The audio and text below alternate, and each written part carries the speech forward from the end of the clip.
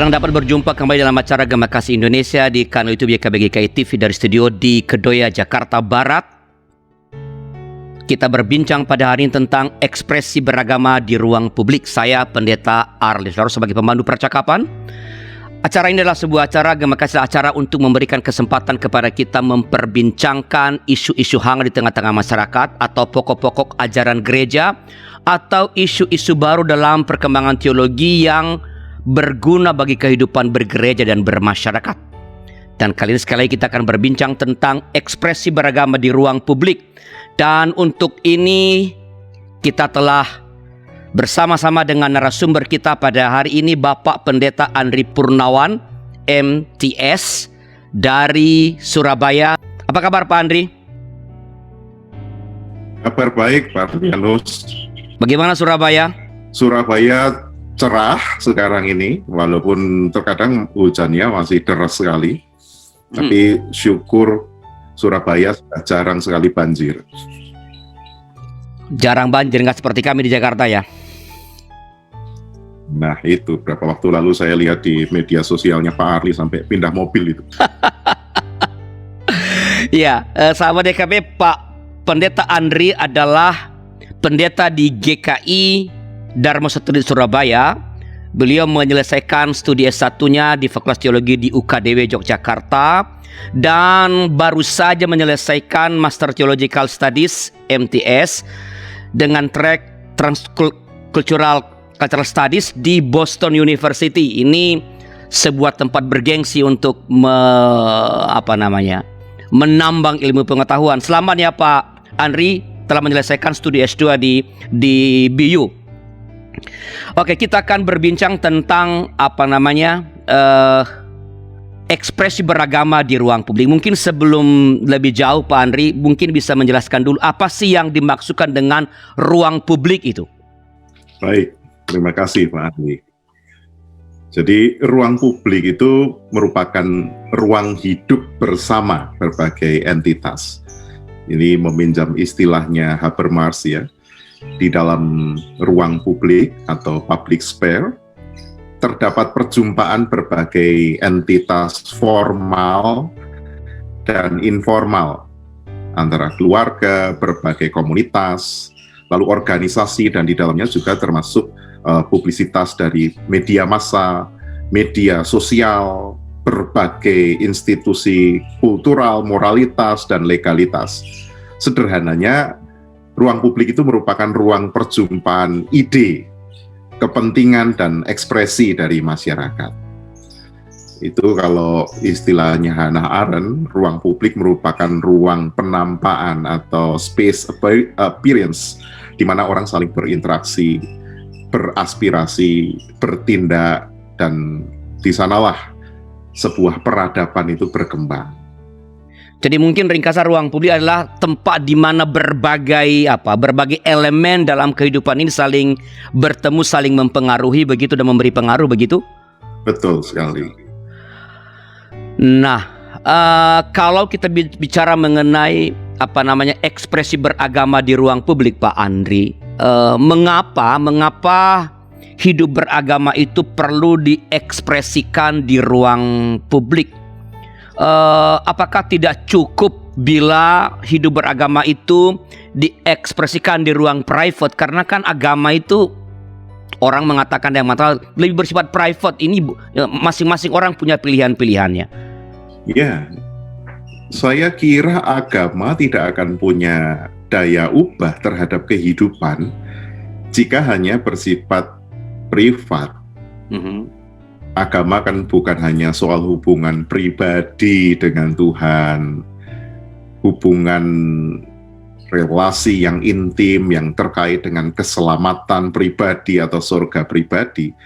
Tetapi kita harus mengakui kekristenan dan bahkan juga semua agama yang lain pasti menata kehidupan manusia.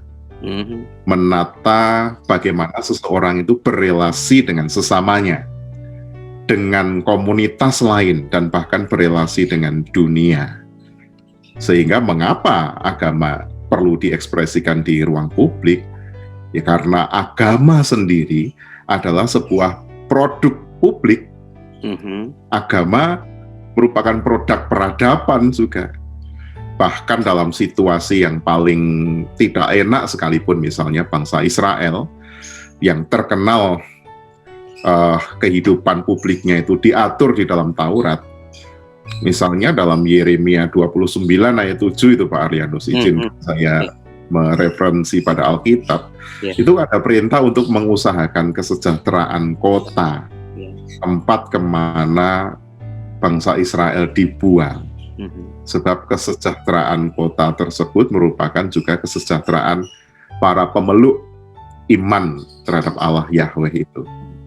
Lalu juga di dalam kekristenan misalnya sangat jelas tentang hukum kasih. Kasih kepada Allah itu tidak dapat dilepaskan dengan kasih kepada sesama. Jadi beragama itu sesungguhnya adalah soal relasi mendalam kita, relasi spiritual dengan Tuhan, tetapi juga di dalamnya ada tuntutan etis. Oleh sebab itulah, ruang publik menjadi sebuah keniscayaan bagi kehidupan beragama. Jadi apakah Pak Andri mau mengatakan bahwa agama, justru agama yang tidak hadir di ruang publik tidak pantas disebut sebagai agama? Agama yang menyendiri saja, yang menghayati hanya melulu sebagai relasi personal dengan Allah, sebenarnya nggak layak disebut agama, begitu maksudnya? Ya. Ketika seorang berjumpa dengan Allah, lalu menikmati persekutuan yang intim dengan Allah, dan membuat dia tidak bergerak kemanapun, maka sesungguhnya orang tersebut berada dalam sebuah pusaran egoisme spiritual. Itu bukan agama. Ya, tadi kan Pak Andri juga mengatakan bahwa kehadiran itu kehadiran yang mempengaruhi demi supaya mencapai kebaikan-kebaikan bagi semua. Nah, tapi kan agama-agama itu Pak Andri, bukankah agama-agama itu memiliki kebenarannya sendiri-sendiri sebenarnya ya? Apalagi agama-agama yang masuk di Indonesia, nanti kita akan bicara lebih lanjut tentang itu. Saya mengutip Pak Eka misalnya pernah mengatakan bahwa semua agama di Indonesia itu datang sebagai anak tunggal yang sangat ngotot dengan kebenaran masing-masing. Nah, agama-agama yang saling ngotot tentang kebenaran ini kalau bertemu di ruang publik, bukankah akan menciptakan benturan? Atau sebelum ke sini mungkin Pak Andri bisa jelaskan apa sih yang dimaksud dengan kehadiran atau ekspresi beragama di ruang publik, Pak? Ya, wah ini pertanyaan ini sangat sulit saya jawab, karena memang betul agama punya dimensi eksklusivitasnya masing-masing, punya partikularismenya masing-masing, dan kalau ditanya bagaimana mengekspresikan hidup beragama di ruang publik, memang harus diakui itu dengan 3 hal: menghidupi keyakinan, mempraktikkan ajaran, dan menularkan ajaran agama melalui kehidupan itu sendiri. Dan ini memang berkelindan, tidak bisa dilepaskan dengan dimensi partikularitas dalam agama dan dimensi inklusivitasnya kalau ada gitu ya. Jadi ketika kita menghidupi keyakinan kita, mempraktekannya, berupaya menularkan apa yang kita imani melalui kehidupan itu sendiri di dalam kehidupan sehari-hari, itulah berekspresi di ruang publik. Biasanya orang macam-macam, Pak, mulai dari hal sederhana, misalnya menampilkan simbol agama, kalung salib, atau katakanlah walaupun kopiah itu bukan simbol agama tetapi identik dengan simbol tertentu, atau pakai jilbab, atau juga bisa orang menyajikan ekspresi beragamanya di ruang publik dengan cara menafsirkan dan mengkritisi peristiwa sosial dari perspektif agamanya. Juga bisa dengan menularkan gagasan agamanya, misalnya kalau kekristenan ya tentang kasih, keadilan, keutuhan ciptaan, Allah yang memberi anugerah dan merengkuh. Singkatnya, agama menjadi penggerak bagi seseorang untuk hidup bersama dengan ciptaan yang lain. Itulah yang dimaksud ekspresi beragama di ruang publik. Ketika kita hadir di masyarakat, yang menuntun kita itu adalah sebuah semangat iman, itu ekspresi beragama di ruang publik. Nah, tadi mungkin menjadi relevan tadi pertanyaan saya sebelumnya, Pak. Kalau kehadiran agama di ruang publik dalam berupa nyata keyakinan atau praktek ajaran dan pemberlakuan ajaran, ada kan kemungkinan agama-agama itu justru yang dipraktekkan adalah hal-hal yang bersifat eksklusif tadi, partikular tadi. Dan kalau tadi yang bagian-bagian umum seperti tadi memperjuangkan kasih, keadilan, mungkin semua agama akan no problem dengan itu. Tapi ketika mereka kehadiran agama di ruang publik ini membawa aspek-aspek partikularnya, ini kan justru menimbulkan benturan. Maka ada orang-orang yang mengatakan agama ya jangan bawa-bawa ke ruang publik. Agama itu simpan saja. Di ruang publik kita bicara mengenai hukum yang berlaku di sebuah negara misalnya. Komentar Pak Andri tentang ini? Ya, saya bisa memahami komentar itu karena pandangan bahwa agama jangan dibawa-bawa ke ruang publik. Saya ingat Armando Salvatore itu pernah mengatakan bahwa memang di dalam ruang publik itu terdapat kontestasi kekuasaan yang sifatnya itu kompleks, plural, lalu syarat dengan persaingan dan konflik karena setiap komunitas punya kepentingan untuk mengekspresikan ideologi, kekasan, lalu juga kebaikan, moralitas agama, dan bahkan juga orientasi budaya mereka. Dan memang kita harus mengakui bahwa sejarah menunjukkan bahwa agama itu selalu bersaing di ruang publik pada ranah formal, yaitu ranah politik dan pembuat kebijakan demi kepentingan agama itu sendiri. Nah, oleh karena itu, gagasan bahwa agama harus dipisahkan di ruang publik punya kebenarannya. Tapi memang itu tidak sepenuhnya tepat. Karena apa? Selama kehidupan beragama itu dikelola dengan baik dan di ruang publik tidak terjadi yang namanya tribalisme, di mana yang kuat menindas yang lemah, mayoritas mendominasi minoritas, dan tidak terjadi persengkokolan di ruang publik formal agar mayoritas itu berkuasa, maka agama punya sumbangsih penting. Dan sekularisme saja misalnya sebagai contoh Pak Arlianus, kita akan selama ini memahami bahwa sekularisme itu adalah upaya untuk mengeliminasi agama dari kehidupan publik, gitu ya. Segala sesuatu yang berkaitan dengan Tuhan dirasionalisasi, agama didegradasi, itu pemahaman yang umum. Itu ternyata bicara tentang sekularisme pun juga beragam, tidak hanya satu-satunya jalan bukan hanya dengan mengeliminasi agama dari ruang publik. Jadi meskipun ada aspek, sebutlah aspek destruktifnya atau bahayanya kalau agama yang partikular itu dibawa ke ruang publik, tapi sesungguhnya sebenarnya jauh lebih banyak potensi-potensi konstruktif dalam agama sebenarnya yang justru perlu dihadirkan di ruang publik supaya kehidupan dan kesejahteraan bersama dapat tercipta. Begitu Pak Andri kurang lebih. Betul. Oke, percakapan yang menarik, namun kita berhenti sejenak untuk informasi berikut ini.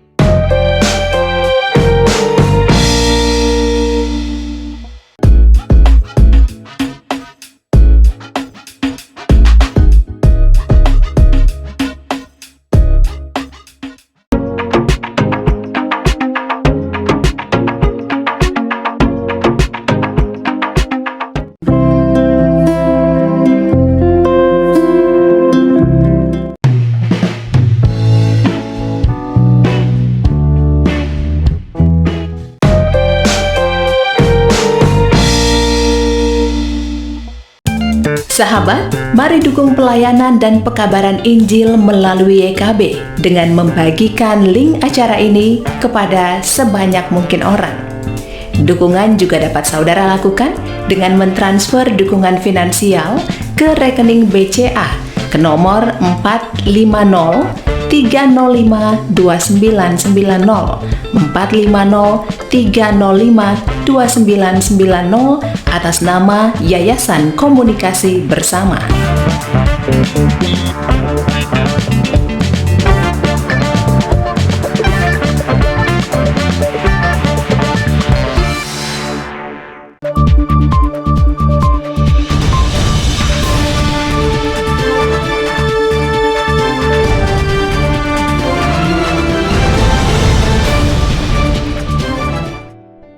Terima kasih masih bersama kami dalam acara Gema Kasih Indonesia di kanal YouTube YKB GKI TV dari studio di YKB di Jakarta Barat, Kedoya. Saya Ernest Larosa, pemandu percakapan, dan kita sedang berbincang tentang ekspresi beragama di ruang publik dengan narasumber kita Bapak Pendeta Andri Purnawan dari GKI Dharma Satelit Surabaya.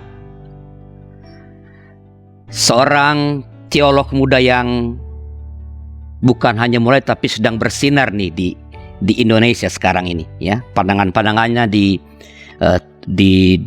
media sosial bisa dilihat, ya. Pak Andri, kita teruskan ya, Pak. Iya, Pak. Ekspresi beragama di ruang publik itu kan tentu tidak sama di semua tempat. Tentu konteks sangat menentukan bagaimana agama atau agama-agama itu hadir di ruang publik. Seperti apa saja sih, Pak? Apakah ada model-model ekspresi beragama di ruang publik itu di dunia ini? Ya, ini memang bisa dikatakan sangat multivokal ya, artinya banyak sudut, banyak fokus tentang ekspresi beragama di ruang publik, dan itu tidak terbatas. Maka kalau diminta untuk membuat batasan ekspresinya, saya kira pandangannya Alfred Stefan, Pak Arlianus, itu sangat menarik dengan multiple secularism. Di Alfred Stefan itu memetakan hubungan antara agama dan negara, dan ia memetakan dalam 4 bentuk. Jadi bentuk yang pertama itu disebut separatis. Yang kedua, Stefan itu mengistilahkan dengan established religion. Jadi agama diakui oleh negara sebagai agama tertentu. Misalnya Inggris hanya mengakui gereja Anglikan sebagai agama resmi. Kalau yang separatis tadi betul-betul dipisahkan. Lalu ada model yang ketiga, itu adalah akomodasi positif, ya, positive accommodation. Setiap agama, walaupun berbeda, dirangkul. Tetapi memang ada model yang keempat, yang paling moderat, Stefan mengistilahkan dengan respect all. Jadi negara menghormati semua agama. Saya contohkan misalnya kalau yang separatis itu, contohnya adalah Prancis, Amerika itu separatis, memisahkan agama dan negara. Dan juga Turki. Walaupun orang mengira Turki, ya, walaupun Turki itu kan orang image-nya adalah negara Islam, tapi ternyata sistem hubungan agama dan negaranya mereka separatis. Jadi misalnya, tapi Amerika, Prancis dan Turki ini berbeda. Jadi untuk Prancis dan Turki bisa disebut dalam bahasa teknis itu punya sistem yang namanya assertive secularism. Jadi sekularisme yang aktif, betul-betul menekankan pemisahan. Di Prancis misalnya simbol-simbol agama itu tidak boleh hadir di ruang publik. Di Turki juga begitu. Maka kalau beberapa waktu lalu orang memaksakan diri, katakanlah tidak mau pakai bikini di pantai begitu ya, itu dipersoalkan di Prancis. Atau memakai hijab di pantai itu dipersoalkan karena memang hukum di sana begitu.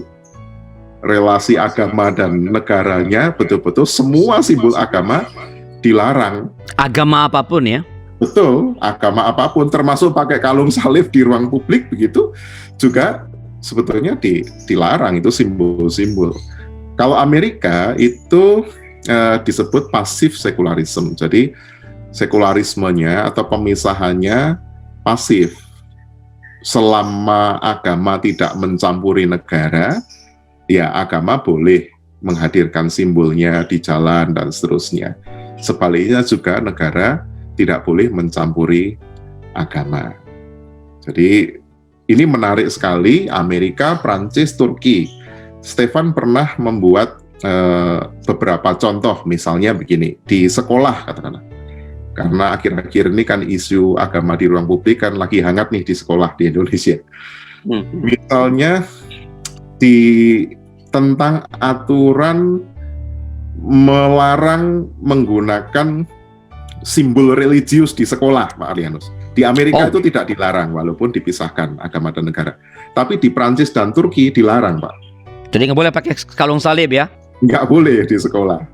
Lalu juga tentang sumpah, karena kan ada ya sumpah jabatan, sumpah pengangkatan begitu ya, yang di sekolah itu Amerika masih memasukkan sumpah pakai Alkitab, itu masih ada walaupun memisahkan agama dan negara. Tetapi di Prancis dan Turki nggak boleh itu. Ada sumpah-sumpahan atas nama agama tertentu disumpah itu nggak boleh. Lalu juga tentang aturan mendirikan sekolah private, artinya sekolah agama, seperti sekolah Kristen, sekolah Katolik, sekolah Islam gitu. Amerika tidak melarang. Prancis tidak melarang, karena Prancis punya sekolah Katolik, dan bahkan pemerintahnya juga masih mensubsidi. Tetapi di Turki malah dilarang, Pak. Oh ya? Sekolah agama, iya, nggak ada namanya sekolah Islam, itu nggak ada di Turki. Di Turki? Ya, karena mereka menganut sistem separatis itu. Lalu juga misalnya instruksi-instruksi keagamaan di sekolah. Jadi misalnya katakanlah pada bulan Ramadan harus melakukan apa, atau pada minggu masa Prapaskah gitu harus puasa. Itu di Amerika dilarang instruksi keagamaan, di Prancis dilarang, tapi uniknya di Turki ada itu instruksi keagamaan itu di sekolah, walaupun dilarang adanya sekolah keagamaan. Jadi memang beragam sekali. Tidak selalu Turki itu paling ketat. Lalu misalnya apakah pemerintah membiayai sekolah keagamaan? Amerika nggak ada subsidi untuk sekolah Kristen atau sekolah-sekolah lainnya. Di Prancis yang tadinya kelihatannya ketat, pemerintah Prancis memberi subsidi bagi sekolah Katolik. Lalu di Turki nggak ada subsidi bagi pondok pesantren gitu, nggak ada. Itu Turki. Lalu saya pikir malah di sana agak lebih lunak kalau untuk ke agama, terutama agama Islam mestinya ya. Dalam pandangan saya, kesan saya, ternyata enggak ya? Iya, karena sistem kenegaraannya demikian. Lalu juga Stefan ini menarik sekali kaitannya kebijakan, misalnya dia mencontohkan menggelar doa bersama dalam agama tertentu di sekolah negeri. Itu dilarang, baik di Amerika, Prancis, Turki, itu dilarang. Jadi misalnya kita mau bikin KKR gitu, di sekolah itu dilarang, baik di kalau sekolah negeri ya di Amerika, Prancis, atau misalnya istiqosah gitu ya di Turki dilarang, Pak. Kenapa? Karena sekolah negeri, sekolah publik adalah milik publik. Inilah yang disebut separatis model. Separatis model itu berarti betul-betul dipisahkan. Tapi kelihatannya kalau mendengarkan penjelasan Pak Andi tentang separatis model ini, kayaknya malah nggak ada ekspresi beragama di ruang publik sama sekali, atau keluar sedikit sekali malah. Jadi modelnya model yang tidak ada ruang ekspresi sebenarnya, begitukah? Ya, kecuali Amerika. Amerika ya? Ya, karena Amerika tadi ya enggak apa-apa mengekspresikan, tapi pemerintah tidak mendorong, pemerintah tidak ikut-ikut. Pemerintah tidak boleh merekomendasikan. Bahkan waktu saya sekolah di Boston tuh saya bingung, Pak, karena Jumat Agung itu nggak tanggal merah, Pak. Jadi di Amerika itu nggak ada libur keagamaan gitu. Bahkan Natal pun disebutnya bukan libur Natal, tapi itu libur bersama, holiday. Maka bukan Merry Christmas, tapi Happy Holiday. Happy Holiday. Sehingga kalau orang di Amerika, mereka kebaktian Jumat Agung, kan beberapa gereja misalnya Episkopal tuh, kan kebaktiannya sejak pagi hingga siang, karena mereka mengikuti penghayatan derita Kristus. Itu mereka betul-betul harus cuti. Oh, really? Karena itu nggak libur. Malah Martin Luther King Day gitu libur. Jadi libur nasional itu adalah libur untuk mengenang ya hari-hari nasional, tokoh-tokoh nasional, bukan hari agama. Wow. Sampai Jumat Agung di Amerika nggak libur itu mengejutkan buat saya, karena kan bahkan presiden punya penasehat spiritual kan di Amerika Serikat. Kalau partai Republik terutama ya. Ya. Tapi mereka dibatasi oleh sistem kenegaraan yang demikian, memisahkan agama dan negara. Jadi Indonesia kalau yang ini established gimana? Kalau yang established religion contohnya apa? Nah, established religion yang tadi Inggris ini ya. Contohnya Inggris itu kan di sana gereja resmi, agama resminya itu bisa dikatakan Kristen Anglikan. Walaupun pemerintah tidak melarang yang lain, tetapi memberikan hak lebih kepada gereja Anglikan. Misalnya kalau jadi pejabat gereja Anglikan, maka mereka mendapat subsidi dari negara. Lalu Yunani juga, dengan gereja Ortodoks Yunani. Lalu juga ada Denmark, Norwegia, Finlandia, Swedia, itu mereka memang kekristenan yang Lutheran evangelikal. Sedangkan kalau yang tadi positive accommodation itu Jerman, Belanda, Swiss, itu menganut positive accommodation. Kalau yang tadi di Inggris seperti itu, yang established religion itu, kehadiran agama jauh lebih leluasa begitu? Iya, betul. Kehadiran agama jauh lebih leluasa. Lalu kalau kita melihat misalnya pangeran dan putri menikah, itu kan jadi gawenya gereja itu, Pak. Oh iya. Negaraan itu juga menjadi eventnya gereja, biasanya begitu.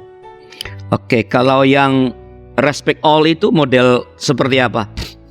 Nah, sebelum respect all ada positive accommodation, ada Jerman, Belanda, Swiss. Itu memang agama tidak mencampuri negara, tapi negara mengakomodasi semua agama dan memberikan subsidi. Jadi dari pajak ya? Betul, jadi subsidi pajak itu diberikan.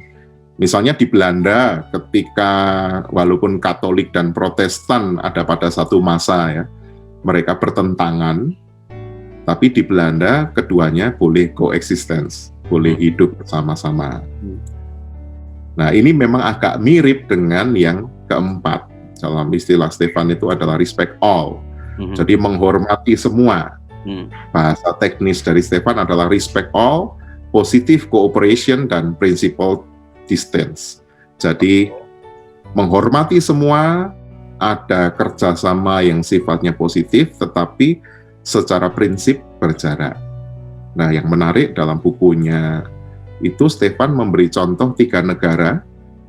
Negara yang pertama disebut adalah Indonesia, Pak Lianus. Oh, negara kita.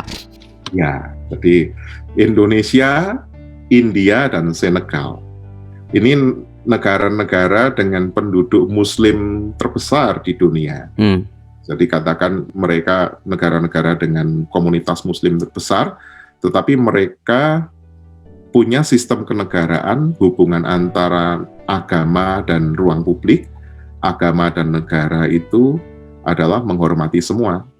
Maka kita bisa turut menikmati privilege atau keistimewaan ketika Idul Fitri kita ikut libur, gitu. Nyepi kita libur, Waisak kita libur, hampir semua hari raya keagamaan semua libur bersama. Kita menikmati bersama ya.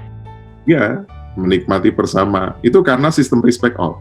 Lalu juga pemerintah memberikan subsidi pada sekolah-sekolah berbasis agama, dan bahkan kepada sekolah minggu pun itu Pak, kalau diurus itu mestinya bisa mendapatkan subsidi Pak.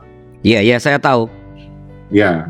Cuman memang kita nggak pernah memanfaatkan kelihatannya.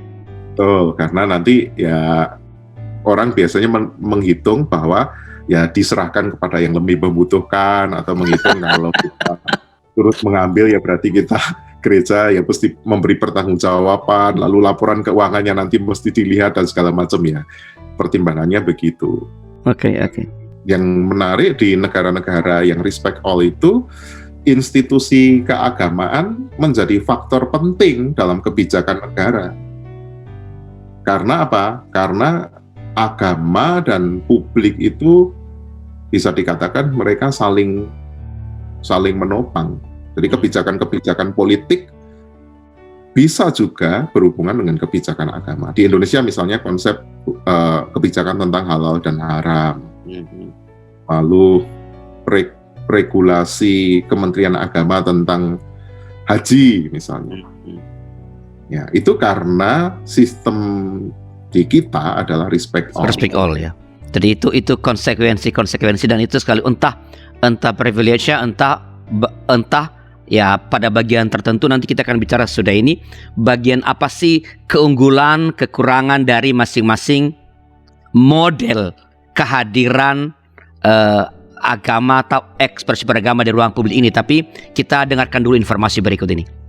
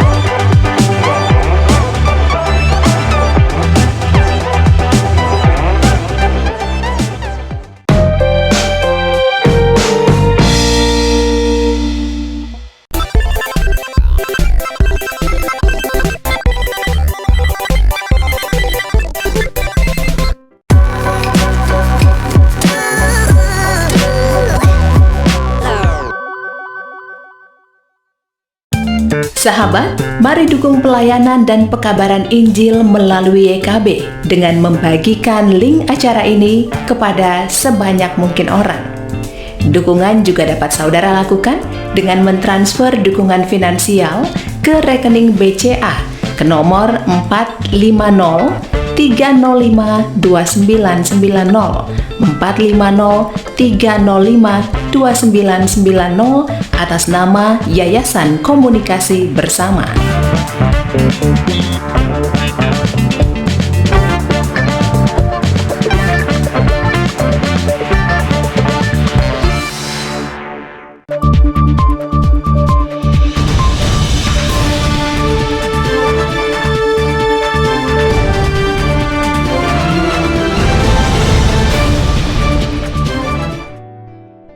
Terima kasih masih bersama dengan kami dalam acara Gema Kasih Indonesia. Saya Pendeta Aris Laro sebagai pemandu percakapan kita. Kita sedang berbincang tentang ekspresi beragama di ruang publik dengan narasumber kita Bapak Pendeta Andri Purnawan dari Surabaya.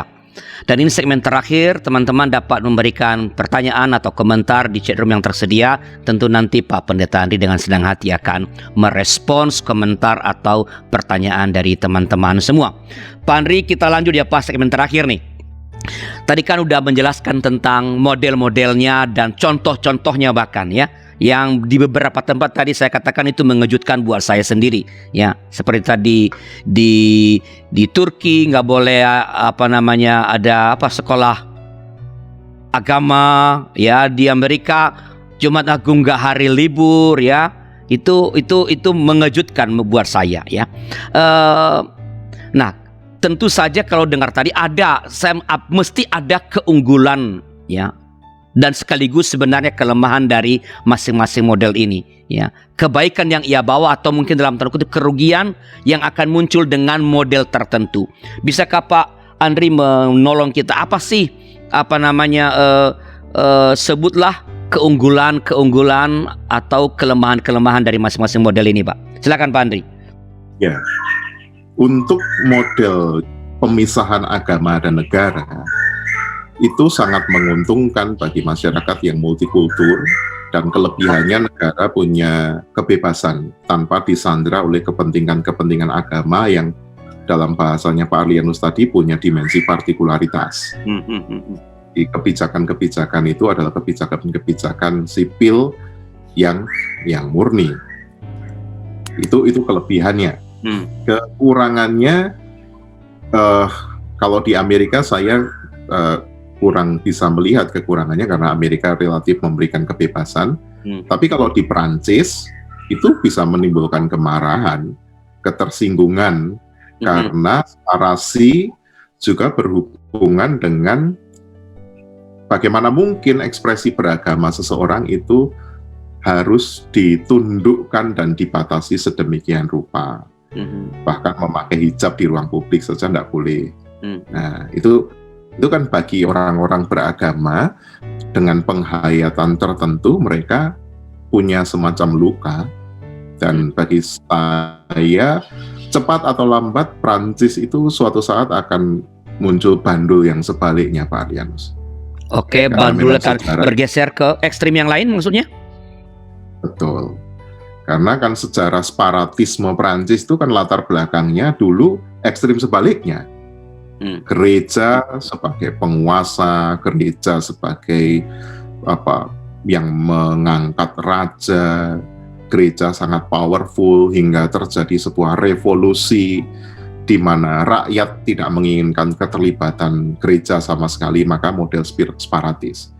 Tapi dengan banyak kasus yang terjadi di Prancis, termasuk beberapa kerusuhan, bahkan bom, beberapa dekade terakhir, ini mengindikasikan ada sebuah upaya untuk menginginkan bahwa agama itu diakomodir.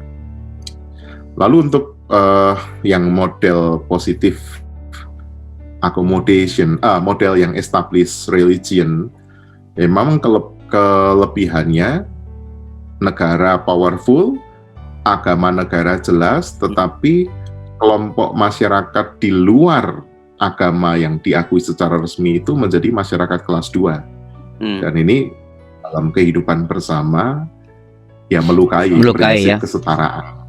Apakah memang di Inggris masih begitu ya? Yang bukan Anglikan itu dianggap kelas 2 begitu? Ya, dalam beberapa sesi bersama Profesor Hefner itu, beliau menceritakan, Profesor Hefner menceritakan dalam penelitian-penelitian dan juga dalam studi-studi memang masih ada anggapan bahwa kekristenan atau gereja Anglikan itu harus selalu diutamakan, dan kalau menyangkut agama yang lain ya yang penting boleh ada begitu saja. Ya, ketika berbenturan antara kepentingan negara dan kepentingan agama ya biasanya selalu kalah mereka kalau bukan sebagai agama negara. Lalu untuk yang positive accommodation juga negara masih kuat karena negara meregulasi dan merangkul, tapi kelemahannya karena seluruh agama itu diakomodasi dan beberapa negara misalnya seperti Belgia itu misalnya mensubsidi semua, maka tidak ada yang namanya kemerdekaan beragama dalam arti yang sesungguhnya. Karena misalnya khotbah-khotbah di masjid, khotbah-khotbah di gereja itu juga sensor di dalam proses sensor yang cukup ketat gitu. Seperti kita di Orde Baru begitu? Betul. Lalu yang respect all, kita tahulah Indonesia kelebihannya kita bisa menikmati walaupun kekristenan ini jumlahnya yang mungkin sekitar 10% ya, tapi kita punya akses terhadap semua hal kenegaraan. Walaupun dalam prakteknya, yang ini menjadi kelemahannya adalah tergantung pada rezim politik siapa yang memimpin. Nah, kalau rezim politiknya itu adalah rezim politik yang mampu mengayomi semua, ya maka akan ada keadilan. Tetapi kan sudah menjadi rahasia umum bahwa populisme agama itu juga seringkali menjadi alat politik untuk mencapai kekuasaan. Sehingga di beberapa daerah di Indonesia misalnya, karena populisme itulah kemudian ada perda-perda syariah, perda-perda yang bersifat agama, dan ini bagi saya menjadi problem tersendiri. Di India misalnya dengan BJP-nya sejak Narendra Modi memimpin itu kan dia membangkitkan semangat yang namanya Hindutva, jadi Hindu nasionalisme, untuk menjadikan India kembali menjadi negara Hindu. Karena apa? Mayoritasnya Hindu. Respect all punya kelemahan, karena ketika mayoritas hendak berkuasa, maka dengan menggunakan model respect all ini, negara turut mendukung agama dan agama turut mendukung negara. Ini akan menjadi sebuah semacam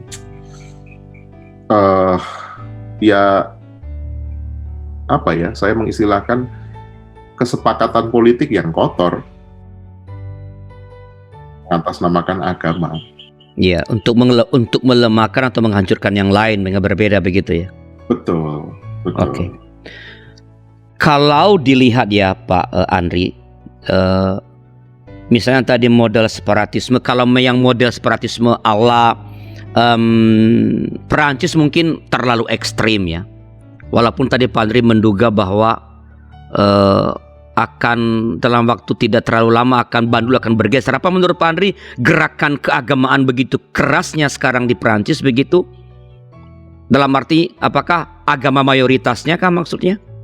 Iya, betul. Karena memang kan sekarang ini ada semacam dalam proses politiknya Prancis misalnya, ada semacam upaya untuk membangkitkan Islamofobia.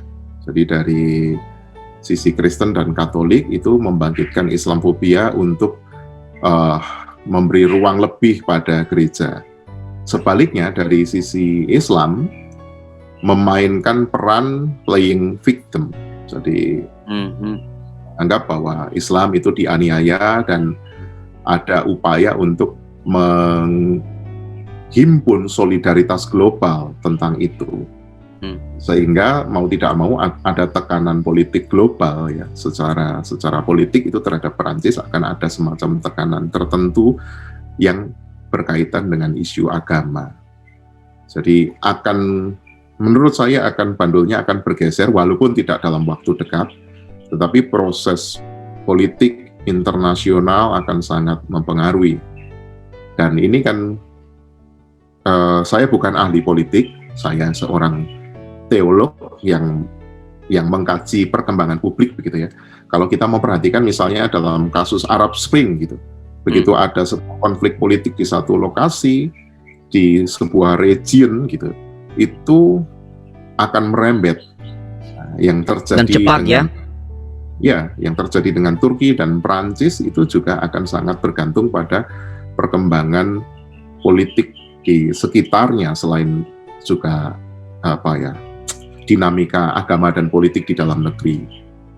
Jadi kelindan dua kepentingan yang mungkin tidak sama antara kekristenan, antara Katolik dan Protestan di Prancis yang ingin mendapat peran di ruang publik lebih sekarang ke depan, dan kepentingan tadi teman-teman Islam juga yang menempatkan diri sebagai korban, itu akan berkelindan untuk mendesak agar sistem separatis ini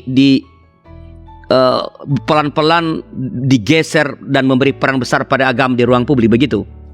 Ya, dalam contoh kasus migran misalnya Pak Arianus, ada tuduhan bahwa separatis model inilah yang membuat kasus imigran di Prancis itu meluap, sehingga sekarang jumlah populasi katakanlah orang Kristen itu terus turun. Nah itu bagi kelompok Kristen menjadi sebuah alasan sistem seperti ini itu merugikan bagi kita orang asli Prancis. Ya, I see. Menggunakan begitu, sehingga sistem separasi ini juga harus dievaluasi. Itu sudah mulai ada. Di Indonesia sendiri, kalau tadi saya kan misalnya sistem separatis tetapi ala Amerika sebenarnya yang memisahkan, tetapi juga sebenarnya tidak betul-betul melarang dalam tanda kutip ekspresi beragama itu di ruang publik. Tetap ada kan, tetapi sejauh tidak mengintervensi urusan kenegaraan. Apakah dan itu kan lebih cocok di negara yang multikultur, tadi Pak Andri mengatakan. Apakah model separatisme ala Amerika itu sebenarnya lebih cocok dipraktekkan di negeri kita yang juga multikultural, Pak, daripada respect all yang bisa dimainkan juga itu tadi ada sebutlah kolusi antara kuasa politik dengan kepentingan keagamaan tertentu. Bagaimana menurut Pak Andri? Ya, memang karena sistem demokrasi kita dengan Amerika itu kan mirip. Kalaupun ada yang membedakan adalah secara istilah Amerika itu demokrasinya liberal. Jadi di sana agama memang nggak boleh diurusi negara, sehingga ada lebih dari 500 agama, Pak. Di Amerika. Iya, agama di Indonesia kan hanya 6+1 kepercayaan. Iya. Nah, itu disahkan oleh negara. Tapi di Amerika ada itu, dan itu memang menurut saya tidak terlalu ideal untuk Indonesia, karena sistem demokrasi di Indonesia adalah demokrasi Pancasila, dan kita sudah misalnya membuat semacam batasan agama itu harus Tuhan Yang Maha Esa. Di sila pertama kan itu sudah tidak bisa diapa-apakan itu. Itu sebagai sebuah semacam intisari kenyataan Indonesia yang membatasi keagamaan pada dimensi keesaan. Dan itulah problem Departemen Agama ketika mendapat desaan untuk mengakui aliran kepercayaan kan begitu, karena tidak seluruhnya agama-agama lokal, agama-agama suku itu punya konsep tentang Tuhan misalnya. Tidak seluruhnya. Juga tidak seluruhnya konsepnya adalah esa. Jadi memang dalam hal tertentu, dalam kaitan politik tidak boleh dicampuri oleh agama, kita bisa melirik pada Amerika. Kebijakan politik tidak boleh menjadi kebijakan yang dirusui agama. Tapi saya yakin Pak Alianus itu akan berdarah-darah kalau kita wacanakan di Indonesia. Apalagi yang mewacanakan minoritas. Iya kan? Enak saja minoritas ngomong begitu. Kami mayoritas yang sudah lama dijajah, yang bersusah payah mendapatkan akses, menguasai birokrasi, sekarang kalian bicara tentang kebijakan politik tanpa intervensi agama. Wah, itu pasti berdarah-darah. Makanya di Indonesia, misalnya, katakanlah di Jawa Timur lah, beberapa kota itu saya lihat sepanjang jalannya ada nama-nama Allah, 99 nama Allah Islam. Nah itu kalau sistemnya Amerika nggak jalan, Pak. Kalau model begitu. Nah, kalau itu dicabut akan menimbulkan ketersinggungan. Lalu di alun-alun ada tulisan-tulisan tertentu, ya, huruf-huruf Arab dulu sebelum masa Islam. Di masa Hinduisme kan hurufnya huruf-huruf Kawi, huruf Jawa, ya sama saja sebetulnya. Tetap ada dimensi agama di Indonesia itu selalu begitu. Lalu beberapa daerah memberi kredit lebih, beasiswa lebih pada yang mampu membaca Al-Quran. Terus kasus terakhir kemarin di Padang itu tentang kewajiban berjilbab, atau sebaliknya di wilayah-wilayah Kristen di Papua misalnya, di Manokwari, saya pernah ke sana, semboyannya kan Manokwari, kota Injil. Di Bali misalnya, pranata masyarakatnya sangat kental dengan simbol dan kultur Hindu. Dan ini memang dalam kondisi yang baik, menjadi kekayaan bagi kita, walaupun dalam jangka panjang, kalau negaranya tidak cukup netral, aparatur negara, para pengambil kebijakan politik tidak cukup berimbang, maka ya hal-hal seperti ini sangat berisiko, rawan ditunggangi oleh politik yang populistik. Jadi oleh karena itu, menurut saya kasus misalnya pemaksaan jilbab yang kemudian direspon dengan lahirnya SKB 3 Menteri Agama, Negeri dan Pendidikan itu walaupun mendatangkan perdebatan masyarakat, tetapi menjadi sebuah penegasan bahwa respect all adalah jalan yang terbaik untuk Indonesia. Jadi menurut Pak Andri itu tetap respect all, tetapi mungkin dengan penguatan pada hukum yang bersifat adil begitu ya. Betul. Jadi mainnya sebenarnya bukan main di soal pemisahan. Jadi agak mustahil lah di Indonesia kita menerapkan model separatis seperti itu, memisahkan betul itu karena sejarah kita.